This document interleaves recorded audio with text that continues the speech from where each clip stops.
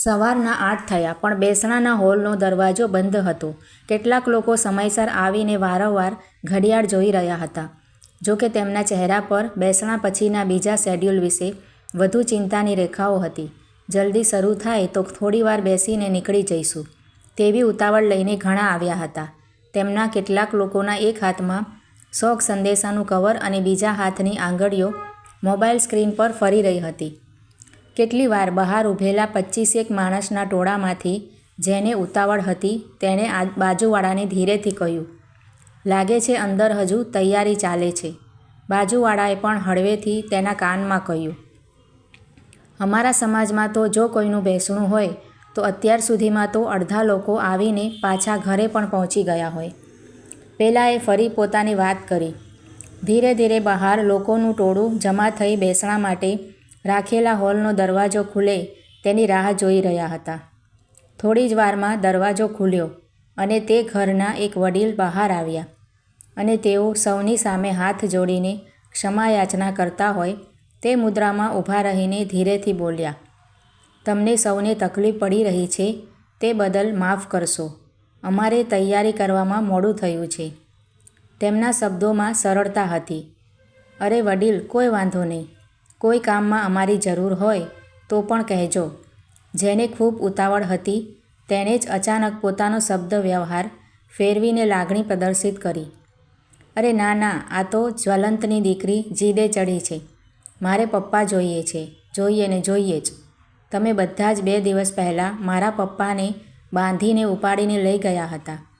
બસ હવે તમે બધા જ મારા પપ્પાને પાછા લઈ આવો." જો કે તે 8 વર્ષની છે.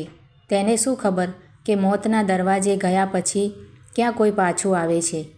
તેને કેવી રીતે સમજાવવી? અમારે તેને અહીંથી દૂર લઈ જવી છે પણ તે તેના પપ્પાના ફોટા પાસે જ જીદ કરીને બેઠી છે. "હું અહીં જ બેસીશ અને બધાને કહીશ કે મારા પપ્પાને પાછા લઈ આવો. આજે મારા પપ્પાનો જન્મદિવસ છે.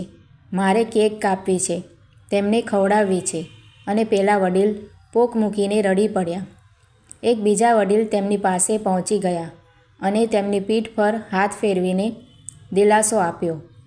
જ્વલંત તો લાખોમાં એક હતો પણ આ તો અણધારી આફત, કુદરતની પણ કેવી ક્રૂરતા કે ભર જુવાનીમાં બોલાવી લીધો. અરે દરેક લોકોના હૃદયમાં તે પોતાની છાપ મૂકીને ચાલ્યો ગયો.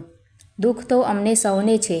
તમે પણ હિંમત રાખો, સૌ સારાવાના થશે." પેલા વ્યક્તિના દિલાસાથી વડીલને હૈયાધારણા મળી. પેલા વડીલ અંદર ગયા અને બધા ફરી પોતપોતાના પરિચિત ચહેરા પાસે ટોળે વળ્યા. ધીરે ધીરે બહાર લોકોનું ટોળું વધવા લાગ્યું. સૌ કોઈ દરવાજો ખુલે તેની રાહ જોઈને મીટ માંડી રહ્યા હતા અને ઘણાને બેસણાનો રિવાજ પતાવી નીકળવાની પણ ઉતાવળ હતી. જ્વલંત, જેનો 2 દિવસ પહેલાં જ સ્વર્ગવાસ થયો, એક સરળ વ્યક્તિત્વ, સદાય હસતો ચહેરો અને મદદ માટે તેના હાથ હંમેશા લંબાયેલા જ રહેતા. સમાજ, સોસાયટી અને સૌ કોઈમાં તે આદર્શ વ્યક્તિ તરીકેની ઓળખ બનાવી ચૂક્યો હતો. તેનું અકાળ મૃત્યુ સૌને આંચકો આપી દે તેવું હતું. જ્વલંત જિંદગીના ઘણા કપરા સંજોગોમાંથી સંઘર્ષ કરીને આગળ વધ્યો હતો. જો કે તેને પોતાની લીલી વાડી બનાવી પણ નહોતી. ઘરની કોઈ આર્થિક સદ્ધરતા પણ નહોતી આવી. હવે બધું એકાએક છોડીને ચાલ્યા જવું. ઘર પરિવાર જાણે હવે થોડા દિવસોમાં જ પડી ભાંગશે તેવી સ્થિતિએ પણ પહોંચી જાય. જ્વલંત પાસે કોઈ સરકારી નોકરી નહોતી કે કોઈ બેઠી આવક પણ નહીં. એક સામાન્ય કંપનીમાં નોકરી કરતો અને અચાનક જ વિદાય લઈ લીધી. ઘરનો મોભી કે કમાઉ દીકરો બધું એક જ હતો જ્વલંત. જ્વલંતના બેસણા માટે હોલની બહાર લોકોની ભીડ વધી રહી હતી. પેલા દિલાસો આપનાર માણસને કંઈક સૂઝ્યું હોય તેમ તેણે સૌની સામે જોઈને કહ્યું, "આમ તો હું પણ તમારી જેમ એક રિવાજ નિભાવવા જ આવેલો વ્યક્તિ છું. આપણે સૌએ આમ જ અનેક બેસણામાં હાજરી આપી છે. સફેદ કપડાં, સહેજ દયામણું મોહરું, હાર ચડાવેલા ફોટાના દર્શન, શોકના શબ્દો, 2 ઘડીનો દિલાસો, થોડીક વારની હાજરી અને પછી પોતપોતાના ઘરે. જો કે હું તમને કોઈને સલાહ કે સુફિયાણી વાતો કરવા નથી આવ્યો, પણ આજે મને એમ લાગે છે કે આ બેસણું એટલે શું તે આપણે વિચારવું પડશે." જ્વલંત તો ગયો પણ આવતીકાલથી તેના પર નભી રહેલા પરિવારનું શું? બેસણું આપણે એક રિવાજ ન બનાવતા તે પરિવાર માટેનો સાચા અર્થમાં આધાર બનાવી દેવો જોઈએ. આપણો 2 મિનિટનો દિલાસો એ માત્ર બેસણું નથી અને તેનાથી જલંતના પરિવારને આવનારા સમયમાં કોઈ ફરક નહીં પડે. આ દરવાજો ખુલશે એટલે એ જ કાયમી જૂની પ્રથા શરૂ થશે. સામે જ્વલંતની દીકરી તેના પપ્પાની રાહ જોઈને બેઠી છે. તેને તેના પપ્પાનો જન્મદિવસ મનાવવો છે. આજ દિન સુધી તેના પપ્પાએ તેમાં હાજરી આપી છે. જ્યારે આજે નથી તો આ બેસણામાં તેના પપ્પાનો જન્મદિવસ ઉજવીએ. મારો મતલબ કોઈ પાર્ટી કરવાનો નથી, પણ જ્વલંતની તસવીર પર ફૂલ ચડાવવાની સાથે તેના પરિવારને આવતીકાલના ભવિષ્ય માટે થોડી મદદ કરીએ. પેલા ભાઈ થોડીક વાર ચૂપ થઈ ગયા. તો શું કરવું જોઈએ? એક વ્યક્તિએ પૂછ્યું. મદદ. મારો આ એક જ શબ્દ તમે સમજી ગયા હશો.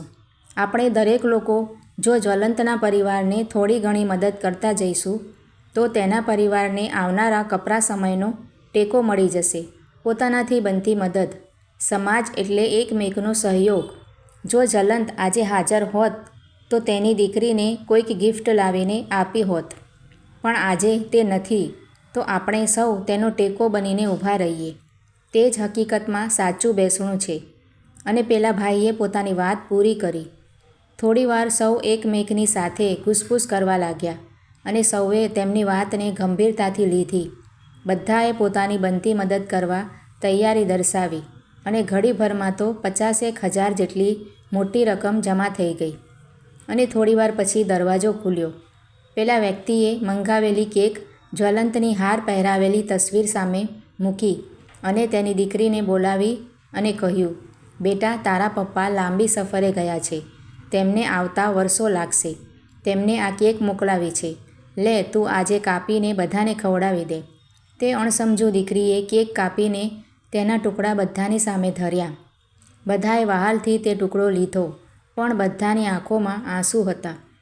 છેલ્લે તે દીકરી પેલા વ્યક્તિ પાસે આવી અને બોલી, અંકલ, બધા કહે છે કે મારા પપ્પા મરી ગયા છે. હવે તે પાછા નહીં આવે, પણ મને ખબર છે કે તે મને મૂકીને ક્યાંય જાય નહીં. તે એકવાર જરૂર આવશે અને જ્યારે આવશે ત્યારે ખૂબ મોટી કેક લાવીશું અને હું તમને બધાને બોલાવીશ.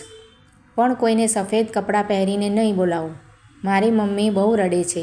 તેને કહી દો કે ભલે તે ભગવાનની પાસે હોય, તેમના ધબકારા તો મારા હૃદયમાં મને સંભળાય છે. અને તે પેલા વ્યક્તિને વળગી પડી. પેલા વ્યક્તિએ તેના માથે હાથ ફેરવતા કહ્યું, હા દીકરી, પિતાનું હૃદય તો કાયમ દીકરીના હૃદયમાં જ ધબકતું હોય છે. અને એકઠી કરેલી રકમ દીકરીના હાથમાં આપીને કહ્યું, લે, આ તારા પપ્પાએ મોકલ્યા છે. મમ્મીને આપજે. પેલા વડીલે આ દ્રશ્ય જોઈને તેમની નજીક આવ્યા અને પૈસા ભરેલું કવર જોઈને પરિસ્થિતિને પામી ગયા અને પૂછ્યું, તમારો પરિચય? પેલા વ્યક્તિએ પોતાનો પરિચય આપતા કહ્યું, હું જ્વલંતની સાથે કામ કરું છું. મારી દીકરીના લગ્ન સમયે મારી પાસે પૈસા પણ નહોતા. ત્યારે જ્વલંતે ફેક્ટરીની બહાર ઊભા રહીને મને મદદ કરવા સૌને વિનંતી કરી હતી. અને ટીપે ટીપે સરોવર ભરાય તેમ મારી દીકરીનો પ્રસંગ સચવાઈ ગયો હતો. જ્વલંતે મારી દીકરીને ખુશ કરી હતી, તો તેની દીકરી દુઃખી થતાં હું કેમ જોઈ શકું? અને જ્વલંતની વહાલસોઈ દીકરીને વળગી પડ્યા. હું પણ ક્યારેક તો નથી જ રહેવાનો. લાવને આજે જ જાણી લઉં મતલબ જીવવાનો. મિત્રો, આ વાર્તા તમને કેવી લાગી છે તે કમેન્ટ કરીને જરૂરથી જણાવજો. અને જો સારી લાગી હોય તો વિડીયોને લાઇક, શેર કરીને આવી જ બીજી વાર્તાઓ જોવા માટે મારી આ ચેનલને સબસ્ક્રાઈબ જરૂરથી કરજો. વિડીયો જોવા માટે તમારા બધાનો ખૂબ ખૂબ આભાર છે. Thank you.